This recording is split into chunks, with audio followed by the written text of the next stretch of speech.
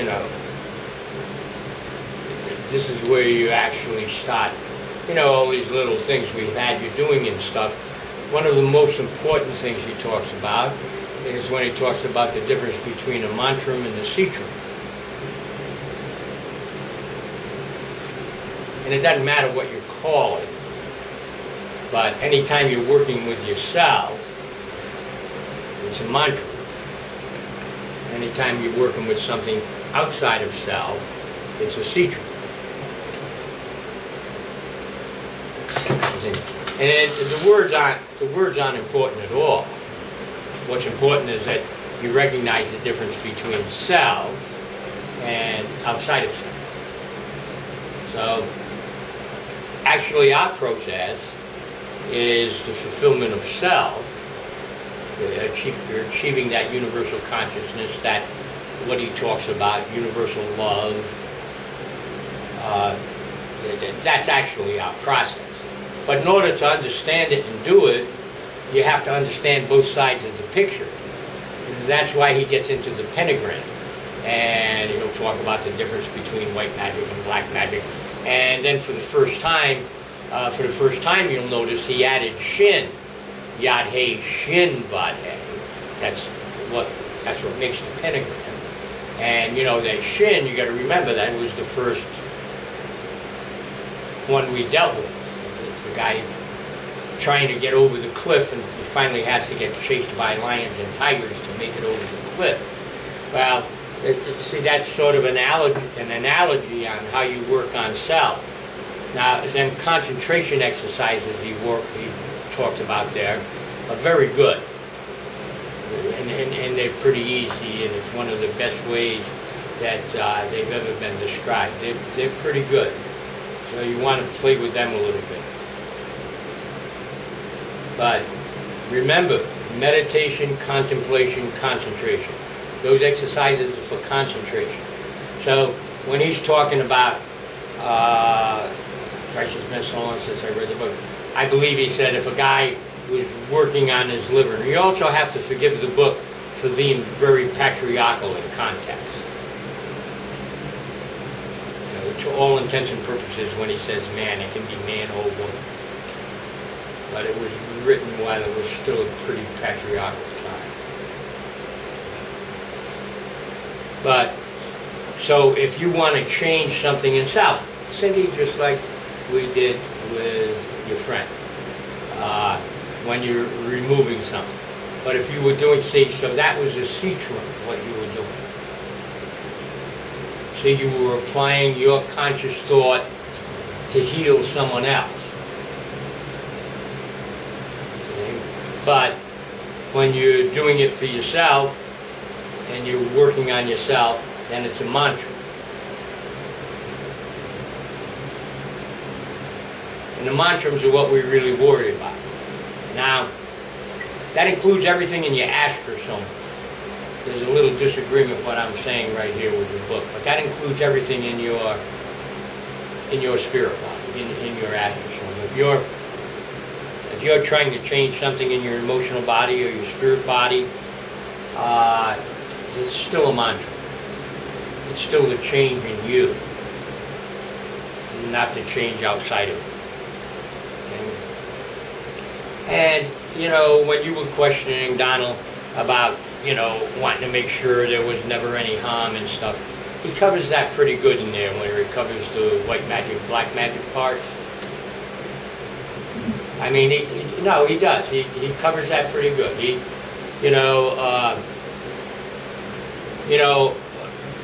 He basically says that someone doing white magic, so if white magic, which is all we deal with anyway, but when you're dealing with something like that, you have to be responsible for every aspect of your thought. For every aspect of your thought. Whereas a black magician, he doesn't have to, he doesn't care if he hurts anybody. You know what I mean? So a person that's really doing this the right way, it's a lot harder than if you're going to use it to abuse something. It's a lot harder to use it correctly. You have to maintain an absolute focus of self.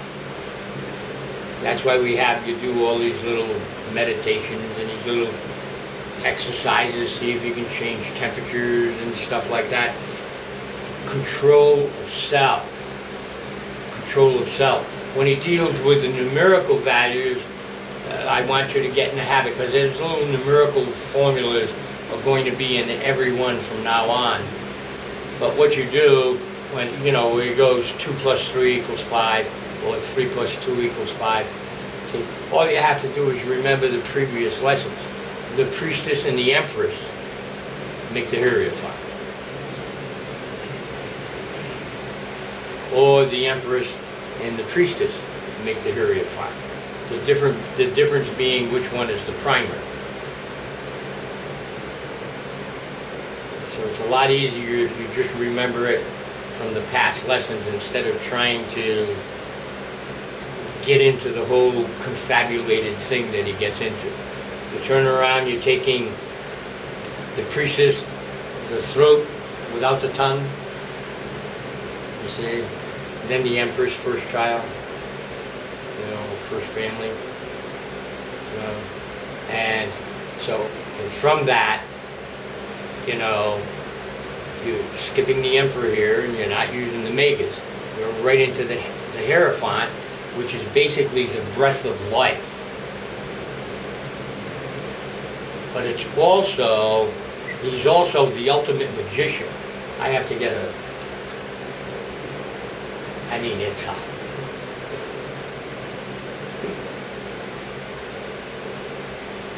The Hierophant represents even more so a magician than the first Arcanum does. Because the Hierophant has the whole Yad-He Vad-He,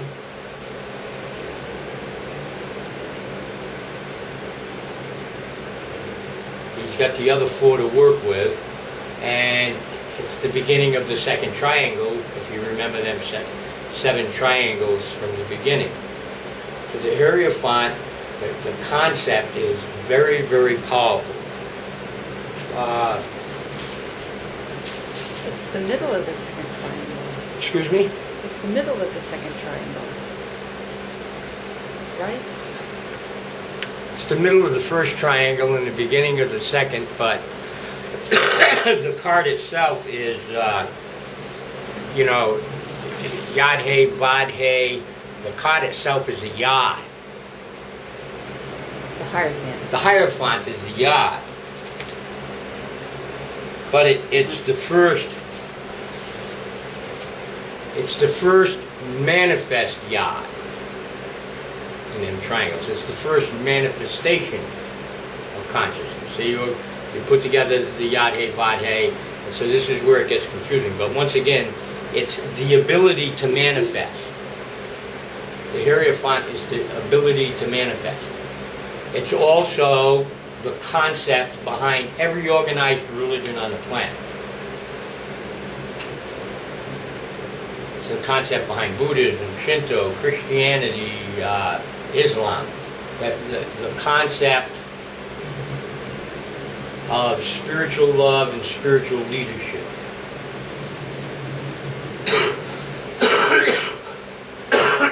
Is basically the hard part of the card. And when you deal with it, you're dealing with taking all these other 4 things that to dare, to know, to keep silent, and to will. You're taking all 4 of them and applying them. See, this is the first application. This is the first application. This is where, if we were dealing with one of the older initiatory schools like Rosicrucians or even the Masonic lodges or any of them, as this is where the initiate actually chooses if they're going to be a good guy or a bad guy.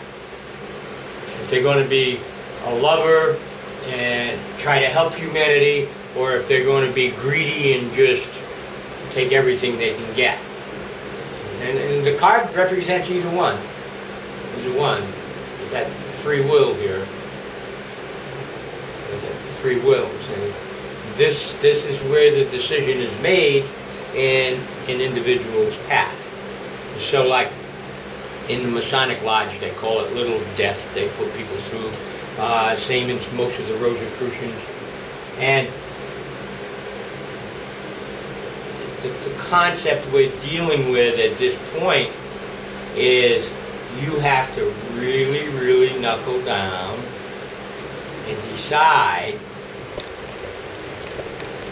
if you're going to go strictly for spiritual fulfillment or if you're going to go for material fulfillment. Okay? Now, you have to play with the material fulfillment a little bit, like I was telling you, just so you can know that you can do it. You have to know it. Belief doesn't work. Belief doesn't work. It's applied consciousness. And so when we deal with this, so he's saying the concept, you know, so you go 2 plus 3 equals 5, or 3 plus 2 equals 5. So if you go the priestess, the throat without the tongue, the first hay, and then the va, you know, making the second hay. Remember you did the thing turning it to threes? Remember I had everybody turning them to threes? That's what makes the va. So you got the throat without the tongue. And then if you deal with that va concept, you remember the va concept where, you know, that's seeing and smelling, that's your sensory aspect right in here. Seeing and hearing. Okay. Throat without the tongue, seeing and hearing, and finally the breath of life. So this card here, this concept here, is the concept of conscious manifestation. Conscious. Okay? Now if you go 3 plus 2,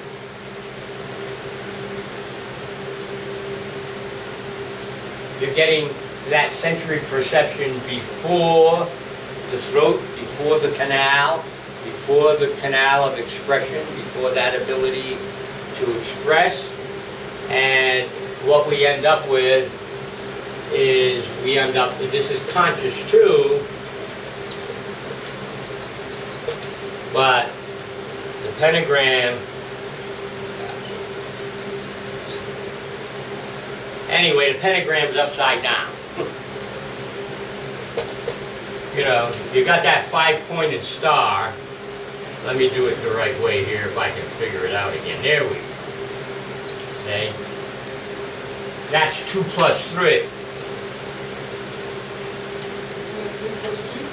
Which is the symbol of man, which is, you know, white magic. The head, the arms, the feet. If you go 3 plus 2, it's the opposite. The 2, it's like that.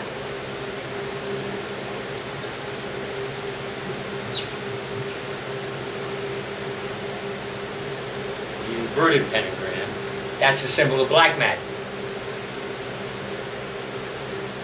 That's the symbol of black magic. Actually, they use it sometimes, like, they say these represent like the horns on the devil and whatnot.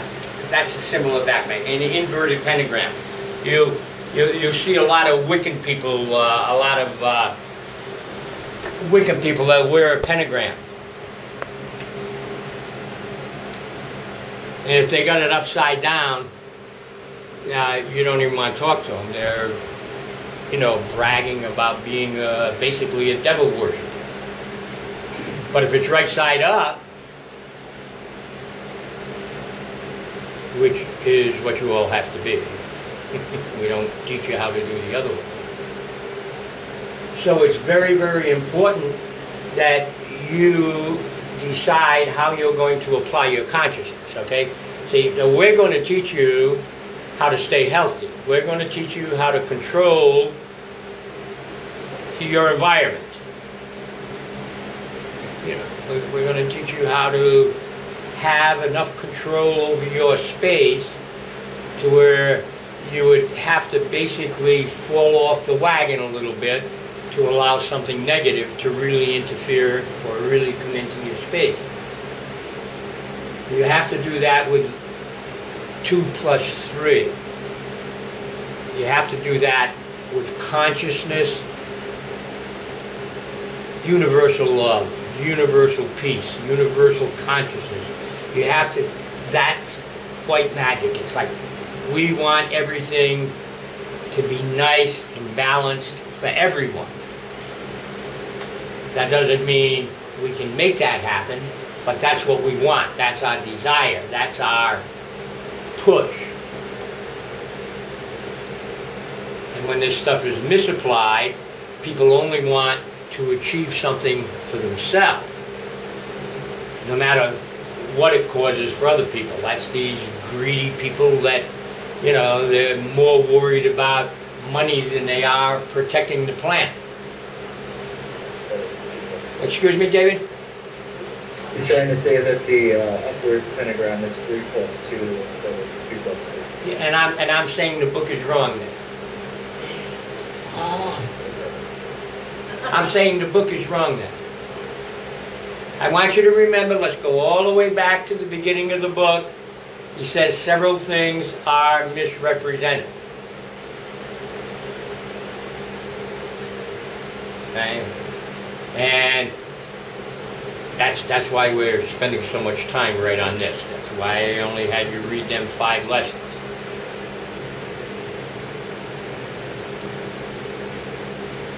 This is the point where things can be abused. This is the turning point.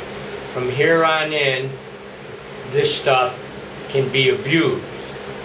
That's why I'm saying you have to apply these techniques of meditation, contemplation, and concentration.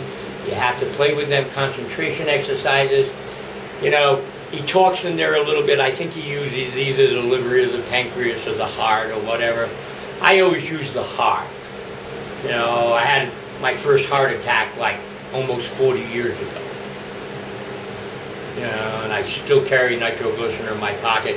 And I only use it, with luck once a month. But I stay conscious of that. There's one little piece of me 24/7 that is always aware of that. That is always aware of that. It's probably going to kill me. That's probably what I'll die for. Which beats the hell out of laying in bed for 6 months with cancer. I'm not, but, so I'm aware of it. I'm conscious of it. And because I drink quite a bit, I like my beer, I'm also conscious of my liver. So those are 2 health issues that they're right there all the time. They're right there. I don't talk about them a hell of a lot, but they're right there. There's a little piece of me that never lets go of that. And that's why this thing is still working after God knows how many heart attacks. Hundreds and hundreds and hundreds of attacks. See? And you can do that. You can also do it for other people. You can also do it for other people. And that's why we get real touchy right in here before we move on into the more technical aspects of things here as we start on the next classes. They're going to get a little more powerful in what you can do and how you can do it. But this is a critical point where you really have to develop that ability to focus to such a point that you don't allow an accident. Okay? You're going to help someone else. So you're going to help someone else. Cindy understands what I'm talking about pretty good. She just removed a lymphoma from a guy. Well, you got to put it somewhere. You don't want it yourself, you see. And if you just take it out and let it float around, it's going to find a new host. Do you understand what I'm saying? It's going to find a new host. So you have to put it somewhere.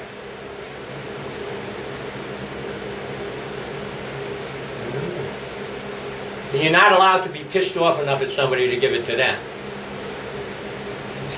Those are the people we don't teach. See? So, you need a sick cow, a sick horse, a sick dog. You need an animal that is going to pass pretty soon anyway. To put it there. You got to put it somewhere. It has to be alive. You got to put it in something alive.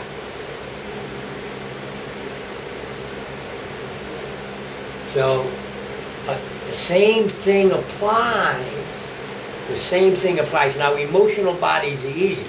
We teach people how to balance their emotions. It's real easy to do because that's all staged within that person. I mean, the emotions come back and leave and get control and stuff. But if you're attempting to assist someone that is beyond neurotic, that is mildly psychotic, you have to find a place to put that. See, there's a difference between a neuroses and a psychosis. The psychosis is almost physical.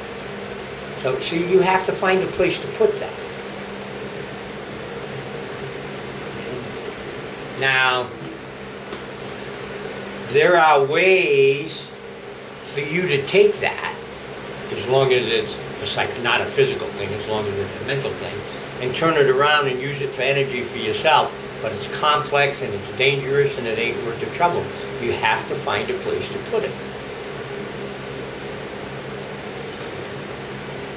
Now, I do not endorse what I'm about to say, but there are many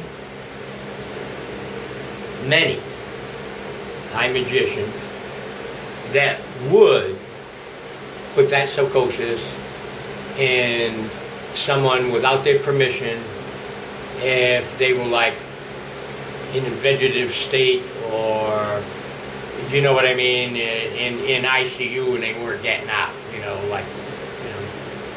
myself, I consider even that a violation, but that's personal opine and not community opine. Do no harm.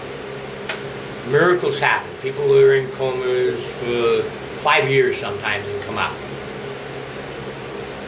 Do you see what I mean?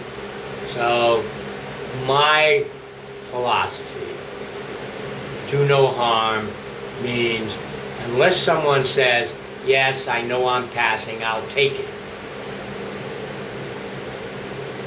You don't do it. Okay? Now, you cannot transfer it. You cannot transfer a psychosis to an animal. They don't have the intellect. I mean, they don't have the spirit body and mental body to do it. So you can't do it there. See? So you just don't play with those things. You don't play with those things. If you have a friend that has developed schizophrenia and really wants to remove it, work with them, find out where you can put it. Otherwise, leave it alone.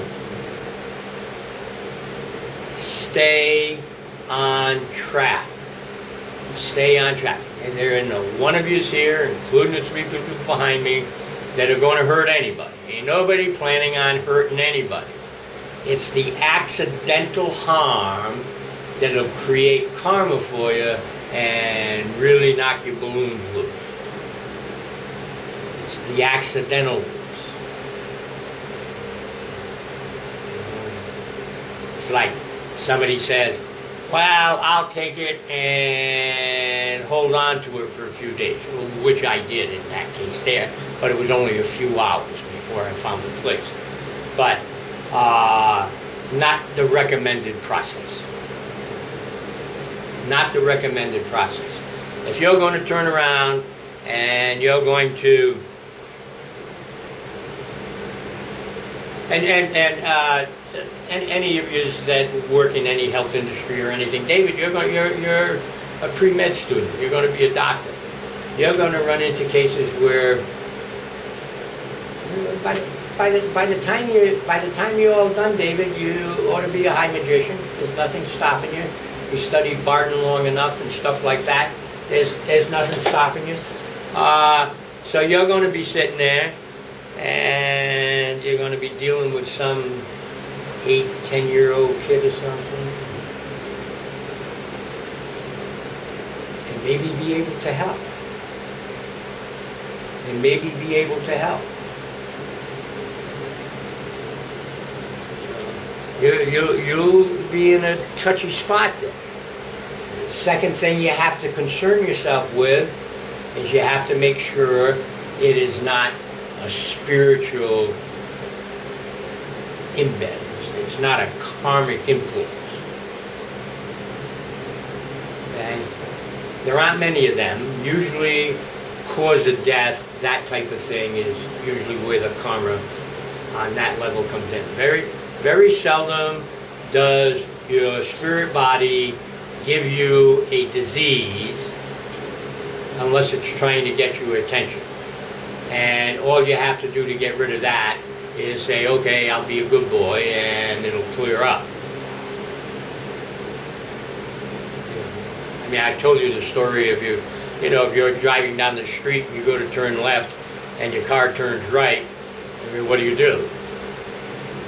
I mean, you step on the brakes, you get out of the car, you call a tow truck, you send it to the shop, and you get it back from the shop, and then it does it again. You trade the car in. See, that's usually where spiritual disease comes from, is if you are violating self. So that's the trick. It doesn't have anything to do with good and bad. It doesn't have anything to do with society's rules or laws. It has to do with you. No matter what you want to call God, no matter what you want to call it, higher self is your part of that. And your higher self chose, that body, pretty much the entire demographics of where you were born, and it expects you to to achieve certain experiences in this lifetime so it can progress. And if you decide to do other than that, then higher self might give you a problem trying to get you back to doing what it wants you to do. Now, what higher self wants you to do, this self thing, has very little to do with who you marry or where you live or how you live. It has to do with conscious fulfillment. That's what we're talking about. Conscious fulfillment. Your higher self wants you to help it grow so it gets closer and closer to the whole. Your higher self has one objective only, and that's to return to God. That's its objective. Okay? Now, the way the Eastern philosophy on karma works, and it works the same in the ancient Masoretic a consciousness, and that's your higher self, consciousness, soul, Atman. During the progressions of its beings, has to do everything that can be done. In other words, it wants to experience everything. Well, you know, they're running around hitting people in the head with baseball bats and stuff like that. You know, you've all done that 1,000 years ago. So you don't have to do it anymore. You know, I mean, that's the low end of the drum. You know, you're already over that part. But there are people that aren't. There are people that are not over that yet. The amazing thing about the concept is when this whole thing, this universe, this universal consciousness began, you know, we still had this required duality.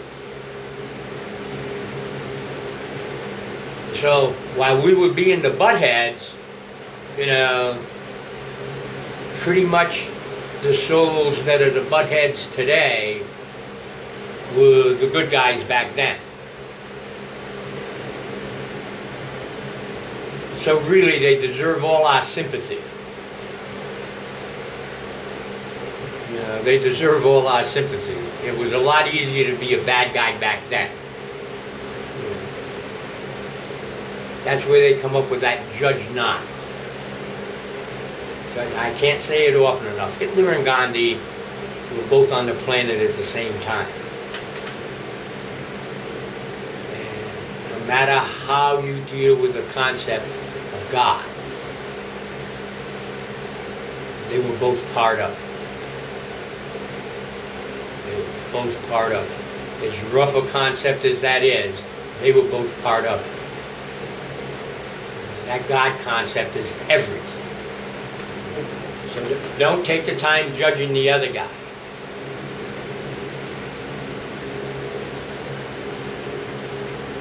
But the concentration part is very, very important before we get into the rest of the lessons on this particular arcana.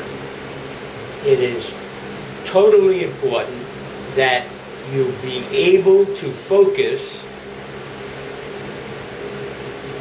so whenever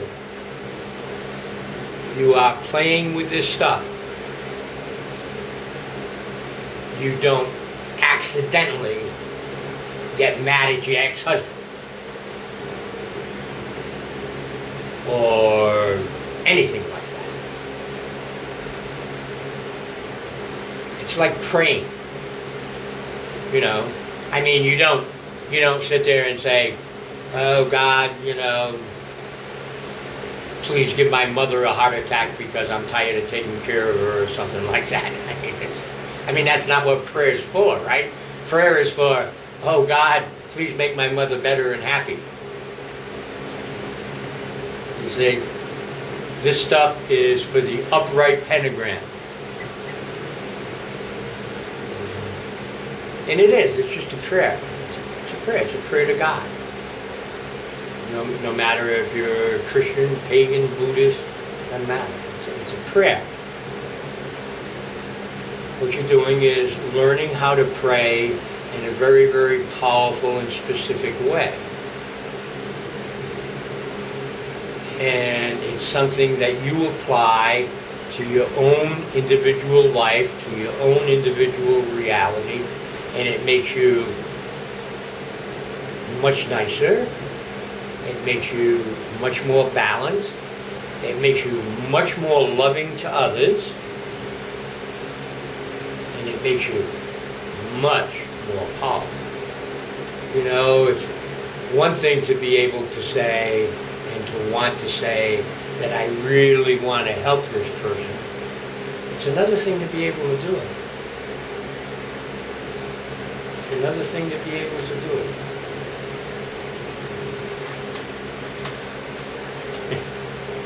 Isn't that right, Cindy?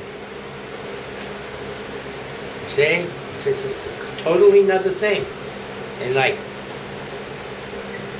to do that, you have to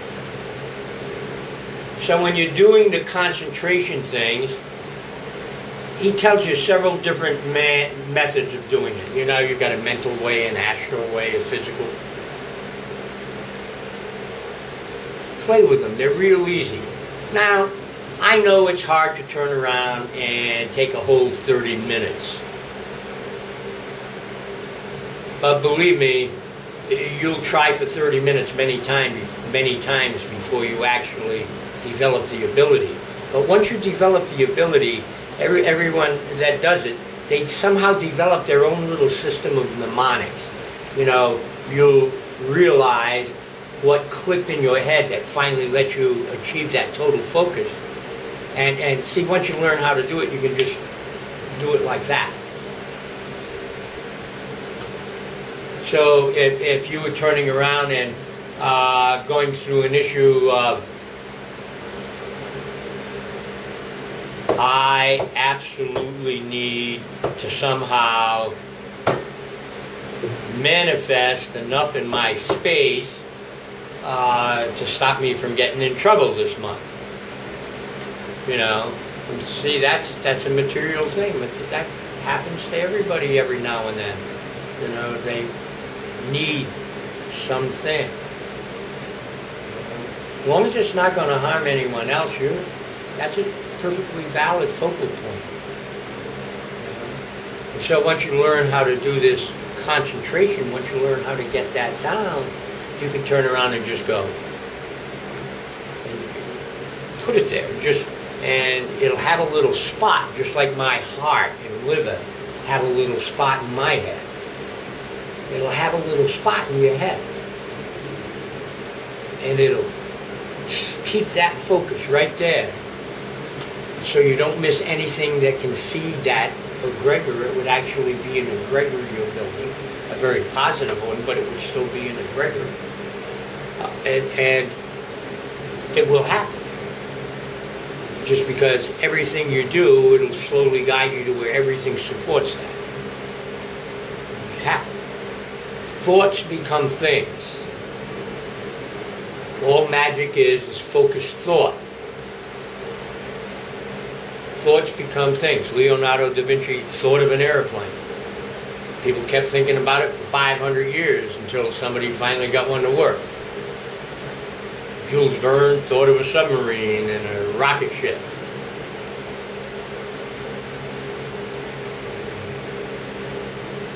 Einstein thought of splitting the atom.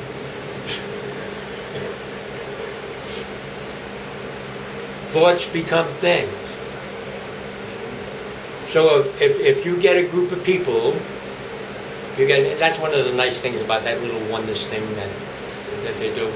If you get enough people focused on one thing, you know, it'll happen. You get one priestess or magician focused on one thing, it'll happen. And every one of you is capable of doing that. It's very, very, I mean, it's fun, it's healthy, as long as you use it to help people.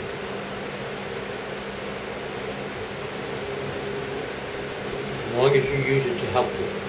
Look at Alan. He's been playing with this stuff for 30 years.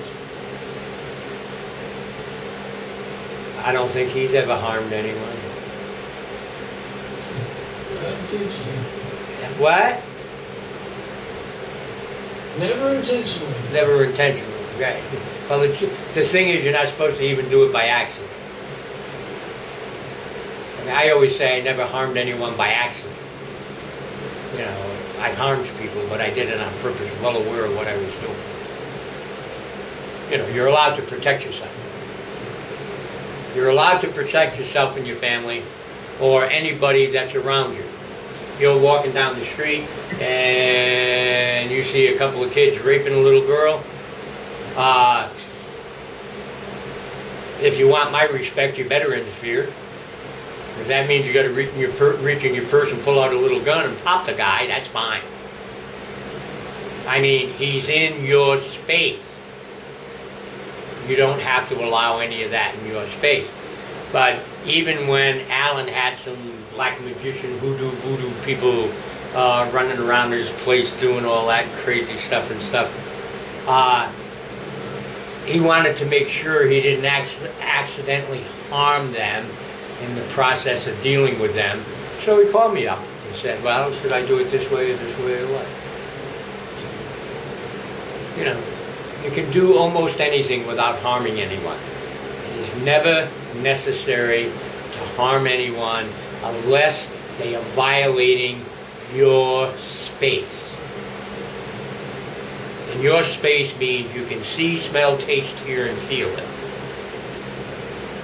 One of the biggest problems we have spiritually on the planet right now is these instant news cycles from all over the world. And so massive amounts of people hated this Osama bin Laden guy. See, I never met him. I never met the guy in Norway that killed, what was it, 70 or 80 kids or something like that? He went nuts. You know, just 50 years ago, you'd never even hear about that thing because it'd be a month getting the information to you. You know, I mean, it didn't happen. But now, so people are forming these judgments and they're feeding these outrageous egregors, and it's really created a very, very confusing place. We have a political system that's basically gridlocked. I mean, our country's political system is basically gridlocked because of two opposing egregors. So nothing gets done. So you have these massive thought forms. Keep away from them. Keep away from them. Keep one thought form. Universal love, universal consciousness. Keep that one. That's a good one. Keep that. You don't need the thought form of, you know, we had just a couple of months ago there was a little 8 or 10-year-old girl here in Tucson snatched out of her bedroom. One of them things that you hear about every now and then. I mean, it's horrific. But you still have to be careful not to judge. Still have to be careful not to judge. Everybody's heard about that little black kid that the guy shot there in Florida. You have to be careful not to judge. If you haven't seen, smelt, tasted, heard, and felt it, it ain't there. It ain't part of you. And anytime you let any outside influence create a belief strong enough that it creates an emotion, it is detrimental to your spiritual growth. There is one statement, and only one, that's repeated in every gospel. You know, most of the Gospels deal with everybody's point of view. One of them will have the Beatitudes, the other one will have these parables. The one statement that's in all 5 of them things: judge not, that ye be not judged, for with what judgment you judge, you shall be judged. It's the only one that's in all 5. Real hard one to live by in modern times. You know, I mean, if you catch yourself getting angry at somebody because they cut you off in traffic, you know, you're on that crazy goddamn, what do they call it, 610 in rush hour in Houston. You know, you get angry, but you don't stay angry for 3 days about it. I mean, usually you're over the anger by the time you're a quarter mile down the road. You know, you have to keep them judgments out. You have to keep the angst out. There is no room inside of love for hate. Hate and love are the duality. You want the love side. at least you want the center towards the love side. You don't want the other side. You don't want to get caught in that trap. I had a gal I was teaching about 40 years ago. Actually, it was been 50 years ago. Real sharpie. I mean, she was really powerful. She read some book. She got a hold of some book somewhere. And I caught her sacrificing a dog.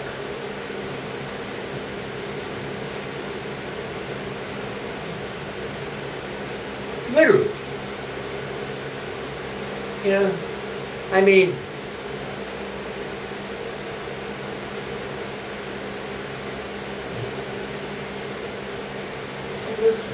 so I had to do something about it. You know what I mean? I had to do something about it. I could see, smell, taste, hear, and feel it. I had to do something about it. You know, I didn't kill her, but, you know, she's basically a retard. So, you know, I mean, I basically do no harm, but it was my karma. I taught her. The woman would not have been, she never even would have thought about killing an animal to get the energy to do something else. She certainly wasn't going to use that energy to help anybody. It doesn't work like that. So I actually had to damage her intellectually.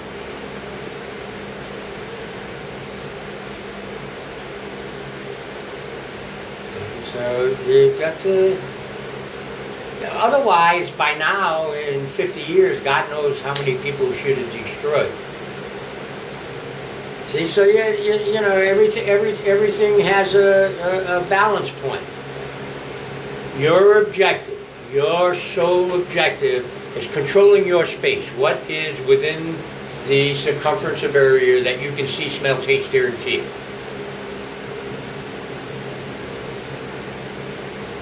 And we don't want anybody to carry it any further than that until they can pass some pretty rough tests.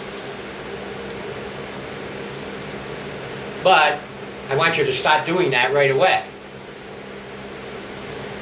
I want you to start doing that right away. I know Alan can do it. I goddamn sure know Cindy can do it.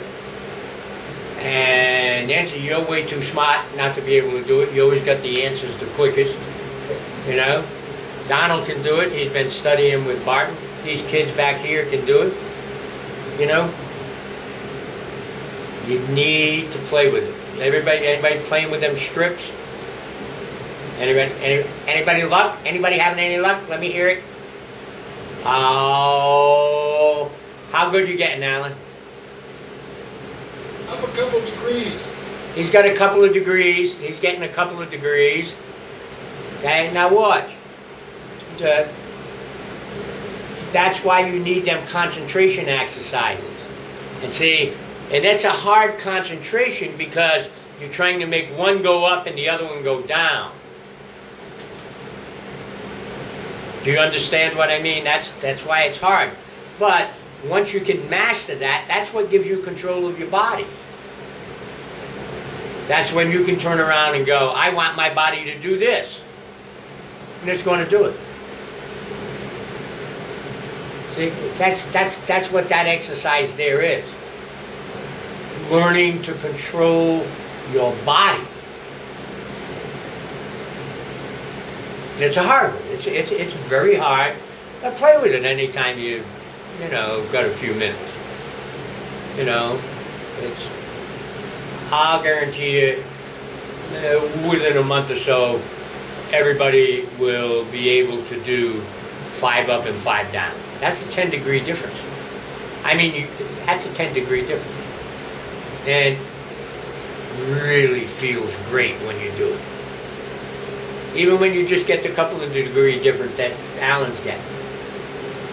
It's like, wow, it's real. Look, I'm looking at it. You know, all of a sudden this one here is 100 and this one over here is 96. You know, that's pretty cool.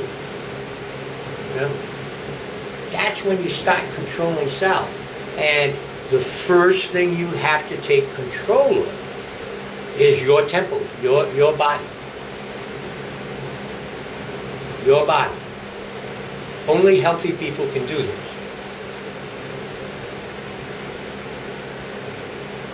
So you have to take control of your body. Alan's sitting there, oh, how much did you get? Yeah, I just a couple of degrees.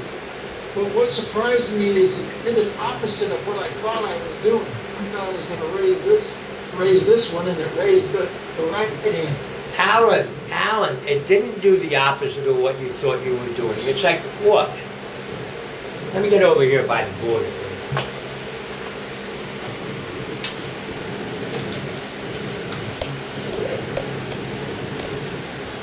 I like those pants. Everything is exactly the opposite of what you see. Okay? Let's go there. Okay? There's my right hand, that's his left. There's my left, that's their right.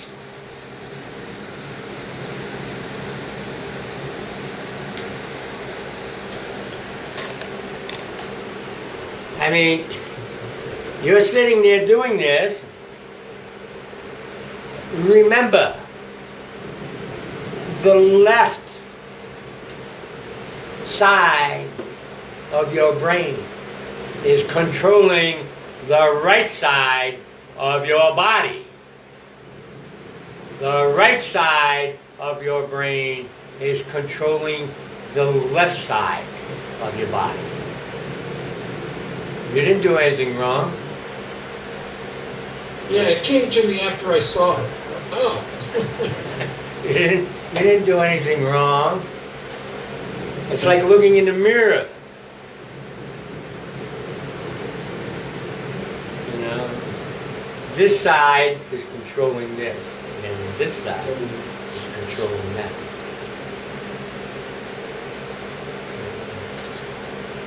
So, I mean, it's fun. I mean, you play with them strips. The real fun part comes when you go like, okay, I got a little bit of motion here. You know, it's working a little bit. Even a half a degree, you're going, wow, okay, something's happening. Once you get that first little bit, then it starts getting better. Your focus just gets better and better. You know? And Cindy, you certainly ought to be able to do it.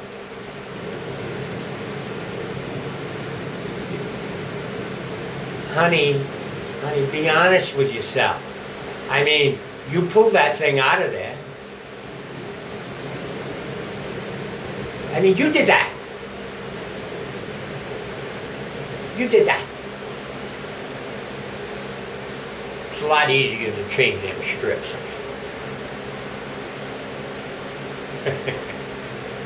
It's a lot easier. Okay, questions? I got a question for Dina. Okay. What were those three types of prayers? Mental, physical, and the other part of it? What? You said astral.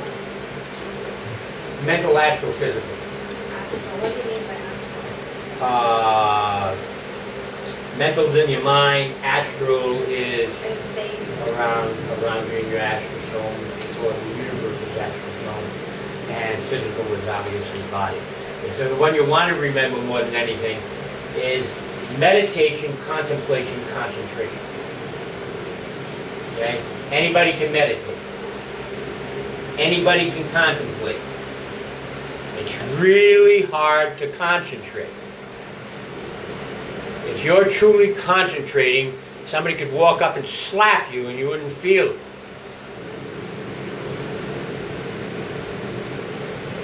Anything less than that is contemplation. Okay?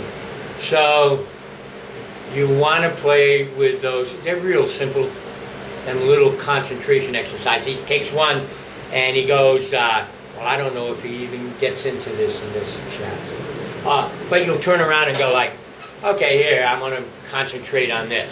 Okay? It's pretty easy. It's physical. You're sitting there, you're looking at it. It's right there. It's physical. I'm going to concentrate. So that means You're going to focus on that to such a point that I can't see the screen behind you, I can't talk to you anymore, I don't know anyone's here. Then you focus on it until this is all that is. That's concentration. That's physical concentration. Okay? But now the pen's down here, you're sitting in the room. A lot of times it helps to have the room darkened where you don't have any distractions or anything. And then recreate that pencil. Recreate this crayon. In other words, I don't mean make it physically there, but, you know, actually see it. Even though it ain't there. That's astral.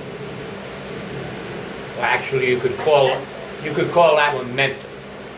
And astral would be something you've never seen before, something you don't even know. You know, just create something out of the nothing. And those are 3 ways to play with it that are really pretty. Who can get to 101? Is that Nancy or Cindy? Nancy? Oh, Cindy? Okay, Cindy, that's pretty cool. What you do, see if you can make them both go down to 96. Okay? And then just use one strip and pick which hand you're going to use. Remember, you're using the opposite side of your noggin. I'm sorry, I just caught that. Make that one go up, then put it down, and then take the other one and make that one go down. Until you get the hang of the difference, then you'll be able to do it. If you can make them both go up and make them both go down, you're doing great. You're doing great. It is a little more difficult to get the hot and cold at the same time because they're conflicting concepts, but they're part of the same concept. It's just the duality within one. But yeah, that's a 2.5 degree plug. That's pretty good. That's pretty good. So play with it, trying to get them to go down, and then do one at a time, like I was saying. But play with them concentration exercises. Okay? And remember the concept. Yad He, Vad He, right? We got that right? The little cross, the 2 He's, da-da-da-da-da-da. And we got the 3's down pretty good. And play with that 5th concept. Play throwing Shin in there. Yad He, Shin, Vad He. On that pentagram. He gets into that pretty good in there. Don't ignore the inverted one. Just recognize it for what it is.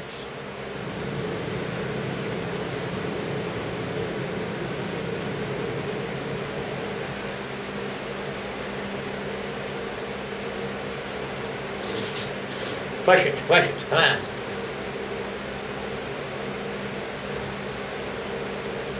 Okay, Don. Domo. All right. Can you hear? Okay. Yeah, I hear you fine. Okay. In initiation into Hermetic Sparta work, the second step he talks about right using auto-suggestion and just general willpower to alter single personality traits. Right. Would you recommend doing that to kind of? It definitely doesn't do any harm. It worked like hell for me. It what? It worked for me. Aggie said it worked for her. Yeah, there's no reason not to do that. That's a good exercise. I mean, the point I guess. Yeah, the point I guess would be to balance the elements in your body by doing that. Correct. And that would in turn help your mental side and your physical side. Correct. Across the board. So your concentration would be easier to concentrate as you perfect your personality and body. Correct. That'd be that. Just remember, one of the reasons Barton had you doing that, and you wouldn't have found out until his 3rd book on magic, but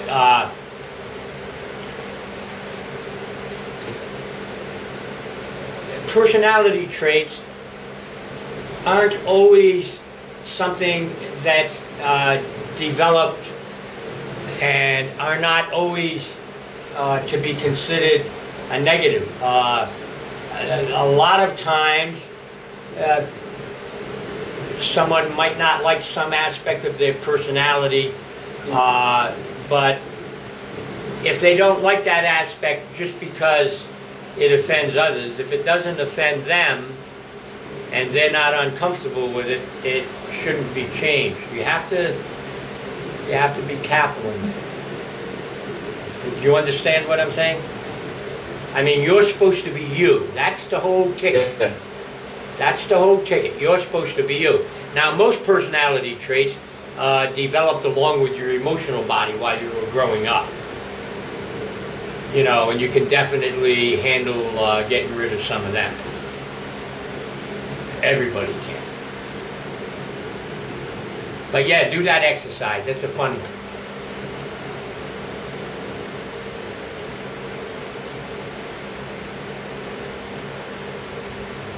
Kayla's shaking her head.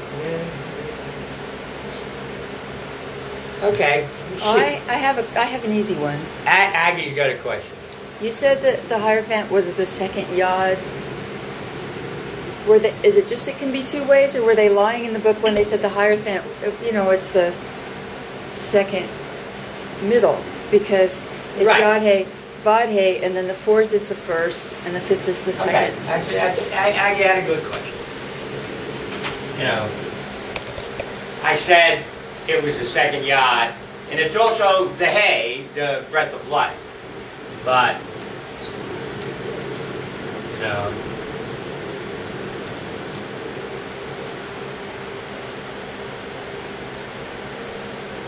okay.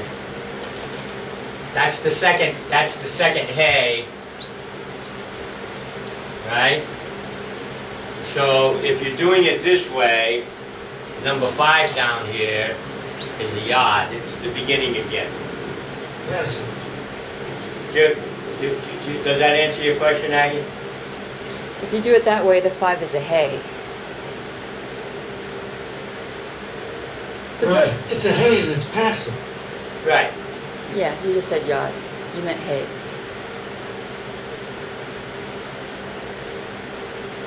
Yod, He, Va, He, Yod, He, Va, He.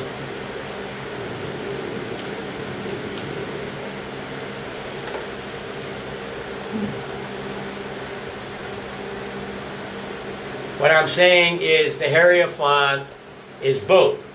It's Yod, Yod, Yod, Yod, Yod, but it's also that second He, breath of life.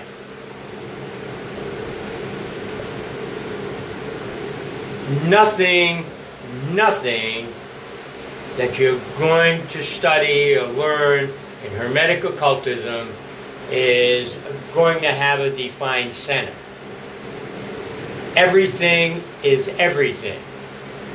It's got this place here, but it's also everything. Every one of the concepts we're dealing with, any one of the arcana are capable of being that concept. That's much, much further down the road before we get that into it. But there's no defined. There's no right or wrong. As long as all you're doing is working for the benefit of the whole and universal consciousness, you know, there's no wrong. When we get into the concepts like this, remember, you turn it around and you do it Yod He Vod He, you're reading from the right, left, mirror to.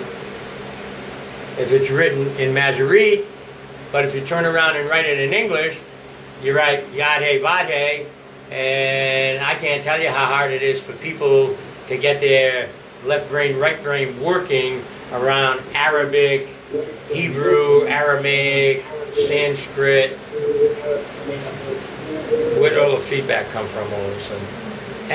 For the simple reason that in Roman it's written this way, and in all them Middle Eastern languages, it's written that way.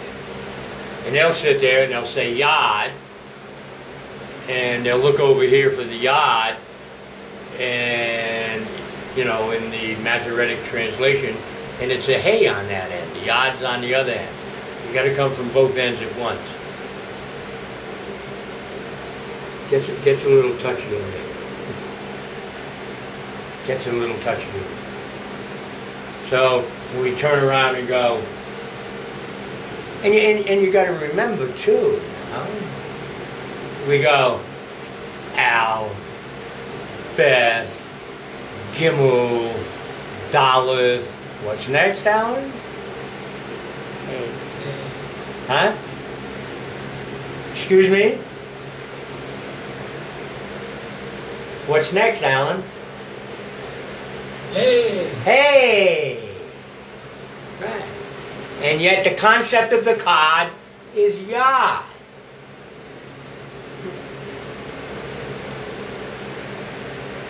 This is the first manifestation. This is where it starts. The manifest finger of God. This is where it starts. Oh, Alan got him a yard rock. Last time I went to visit Alan in North Carolina, a var rock. Every rock that looked like a var within 5 miles of his house was turned up. They were all along the wall behind his house, all out in the paths he walked in the woods. And the rednecks used to go by and kick him over. Okay, no questions? I'm going to have a cigarette.